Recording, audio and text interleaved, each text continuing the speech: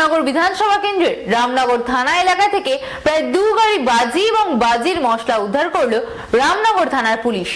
রবিবার সন্ধ্যা 6টা নাগাদ ঠিকরা বাস স্ট্যান্ড থেকে কিছুটা দূরেই 2 গাড়ি বাজি উদ্ধার করে রামনগর থানার পুলিশ।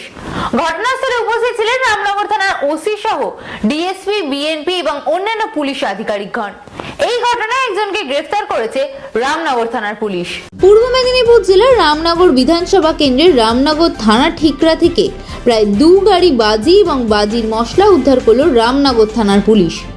জানিয়ে রীতিমতো চাঞ্চল্য ছড়িয়েছে এলাকায়, যেখানে দেখা গেছে পূর্ব মেদিনীপুর জেলার ভগবানপুর নাড়ুয়াবিলা থেকে শুরু করে এগরা খাদিকুলে একের পর এক বাজি বিস্ফোরণের ঘটনায় মৃত্যু হয়েছিল বেশ কয়েকজনের। সেখান থেকে শিক্ষা নিয়ে রাজ্যের মুখ্যমন্ত্রী ঘটনাস্থলে এসে নির্দেশ দিয়েছিলেন অবৈধ বাজি তৈরির কারখানা বন্ধ করতে হবে এবং সেই সঙ্গে ঘোষণা করেছিলেন রাজ্যে বাজির ক্লাস্টার গড়ে তোলা হবে।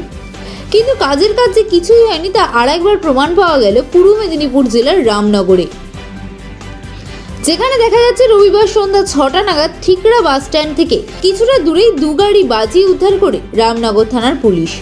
সেখানে উপস্থিত ছিলেন রামনগর থানার ওসি সহ ডিএসপি, বিএনপি ও অন্যান্য পুলিশ আধিকারিকগণ।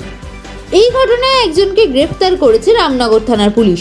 জানা গেছে ওই ব্যক্তির নাম সুমন কল্যাণ বেড়া। তবে ওই বাজিগুলি কোথা থেকে আসছিল বা কোথায় যাবে তা তদন্তে উঠে আসবে বলে জানিয়েছেন পুলিশ আধিকারিকরা।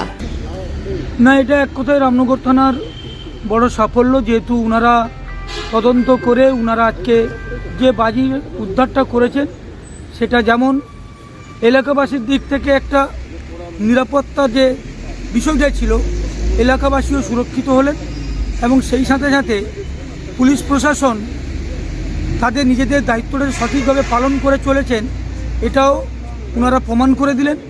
আগামী দিনে আমরা চাইব, আপনারা জনপ্রতিনিধি, স্বাভাবিক মুখ্যমন্ত্রী নিজেই বলেছিলেন যে অবৈধ বাজি কারখানা বন্ধ করতে হবে, সেটা কতটা এখনও তো মনে হয় বিভিন্ন জায়গায় অবৈধ চালিয়ে যাচ্ছে, সেটা আরও পুলিশকে কতটা তৎপর হওয়া দরকার আছে?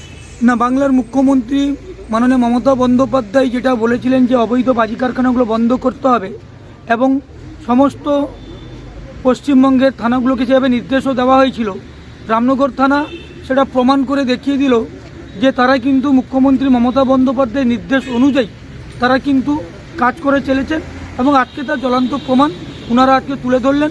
আমরা চাইব আগামী দিনে রামনগর থানা এইভাবে কাজ করুক এবং অবৈধ কাজের সঙ্গে যে সমস্ত মানুষ যুক্ত রয়েছে তাদের বিরুদ্ধে কড়া পদক্ষেপ নিই এবং সেই সাথে অবৈধ বাজি কেন অন্যান্য কিছু যদি ওনারা যদি পান সেটা যাতে বাজেয়াপ্ত করেন।